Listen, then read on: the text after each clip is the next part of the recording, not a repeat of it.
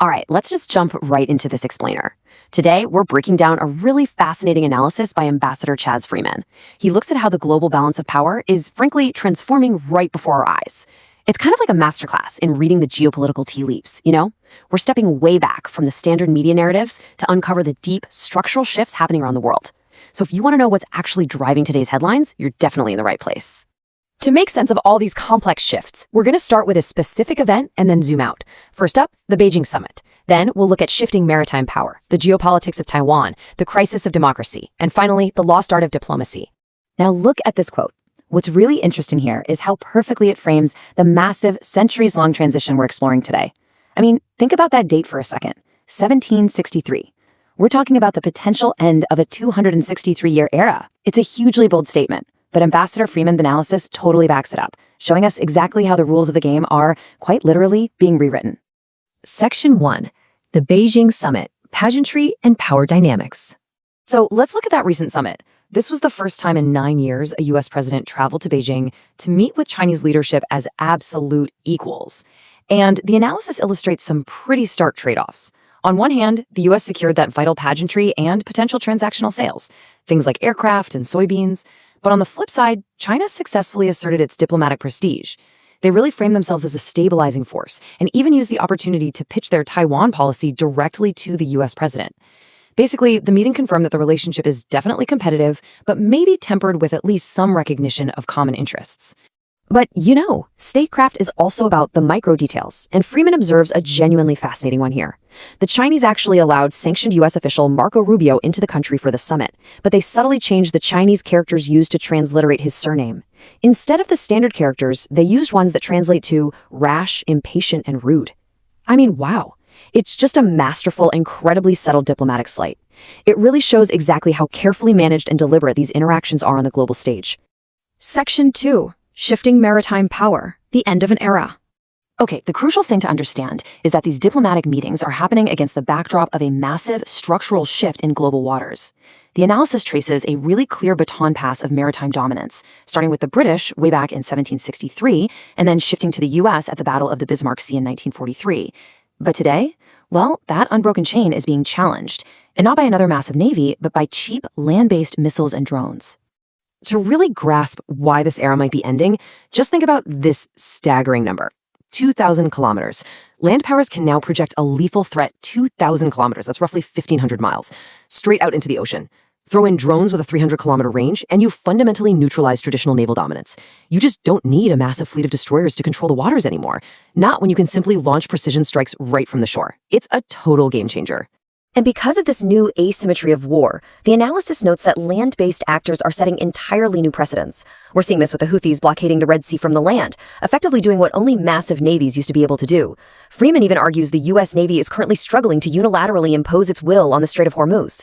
Looking ahead, this sets a wild precedent where nations like Indonesia are now reportedly considering charging transit fees for critical choke points like the Malacca and Lombok Straits. The big takeaway here? Traditional naval control is being severely, maybe permanently, weakened by land-based tech. Section 3.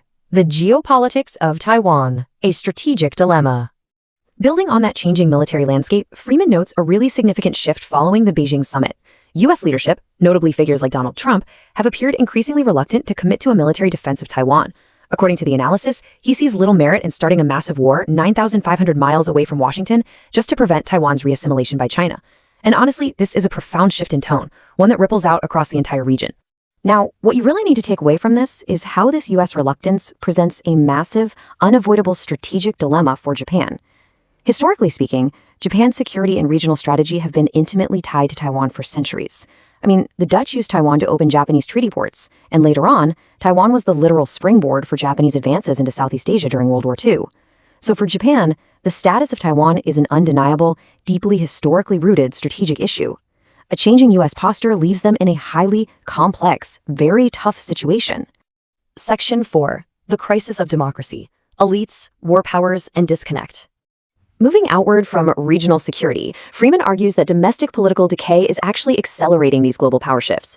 The analysis paints this picture of a general tendency around the world right now, where political elites are increasingly operating without checks and balances. It points to symptoms like U.S. constitutional war powers, which are meant for Congress, being completely bypassed by the executive branch. The source highlights a deep, widely recognized disconnect between ruling elites and everyday citizens.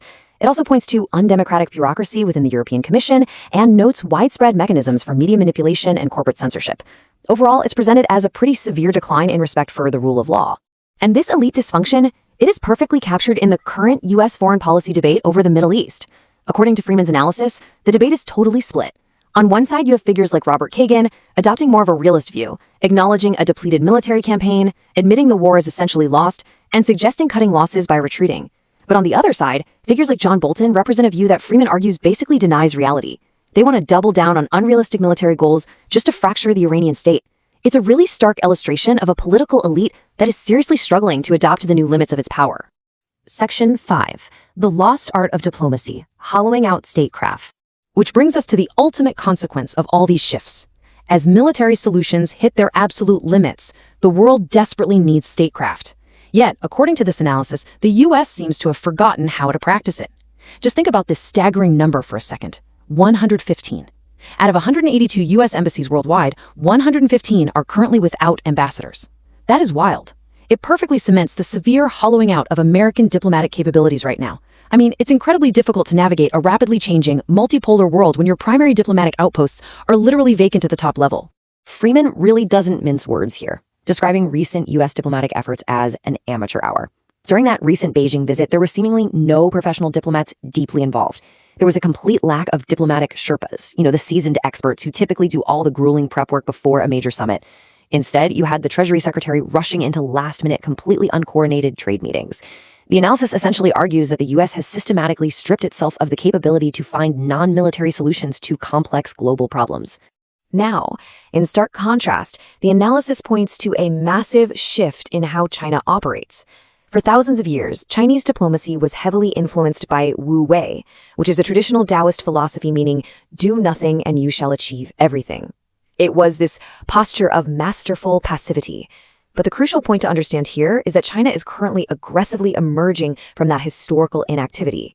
We are witnessing what the source describes as a full-blown Chinese diplomatic awakening, actively filling the vacuum left by the West. Just looking at the facts, they actually brokered peace between historical rivals Saudi Arabia and Iran. And right now, along with Russia and Iran, they're busy crafting post-war Persian Gulf security architectures that explicitly operate completely independent of American military presence. They're even proposing active policies for the conflict in Ukraine. The analysis notes that they are out there actively doing the kind of heavy-lifting diplomatic groundwork that the U.S. used to champion. So, while the U.S. struggles with vacant embassies and amateur-hour summits, the analysis notes that competing nations possess highly formidable, deeply seasoned diplomats steering their international relations. We're talking about figures like Russia's Sergei Lavrov, China's Wang Yi, and Iran's Abbas Araghchi. These are leaders who deeply understand statecraft, operating in a world where the U.S. is currently failing to field a comparable bench of diplomatic talent. As we watch these tectonic shifts away from centuries of naval hegemony, a shift toward a multipolar world driven by entirely new military realities, and a massive disconnect in Western political leadership, we're really left with this final, crucial question. Can the world rediscover the lost art of diplomacy before our reliance on failing military dominance goes too far? It's a question that will absolutely define the geopolitical reality of the next decade. Thank you so much for joining me for this explainer. I hope it helped clarify the massive global shifts happening around us right now.